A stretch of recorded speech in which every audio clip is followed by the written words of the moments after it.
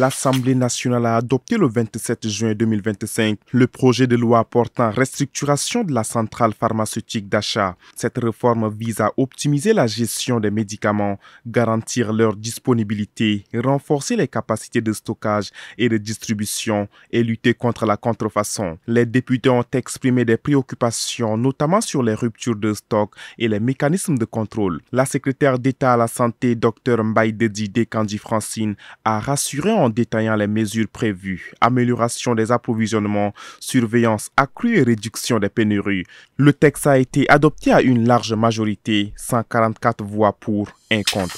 Le 27 juin 2025, une cérémonie solennelle de passation de commandement s'est tenue à Amtiman entre le délégué général sortant Dr Satadim Succès Noël et son successeur, le général Ismat Issaka Acher. En présence de plusieurs ministres, le Dr Noël a souligné les avancées de son mandat éphémère malgré les conflits sécuritaires, tandis que le ministre Liman Mahamat a rappelé les missions prioritaires: ordre public, protection des citoyens et cohésion sociale.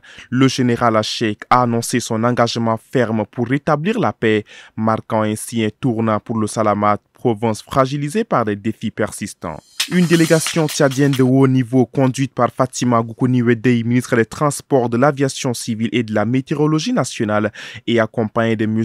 Adoum Dangay Nokourguet, ambassadeur du Tchad en Turquie, a honoré de sa présence la cérémonie solennelle d'ouverture du Forum mondial sur la connectivité des transports. Cet événement international se tient sous le haut patronage de son Excellence M. Recep Tayyip Erdogan, président de la République de Turquie.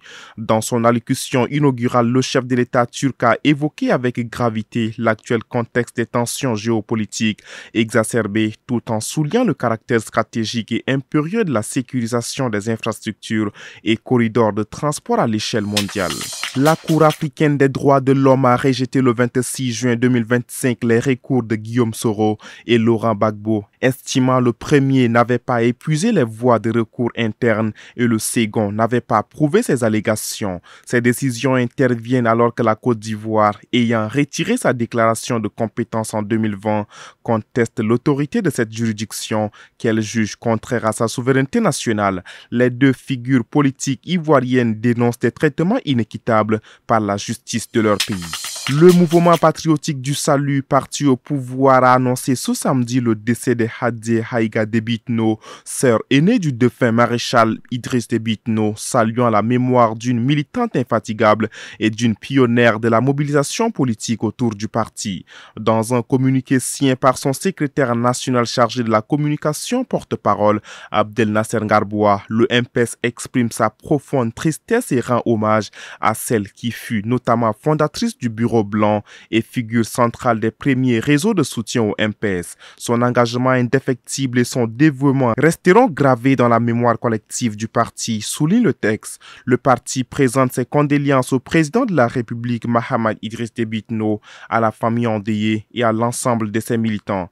Il salue une pionnière dont l'héritage politique et humain continuera d'inspirer les générations futures.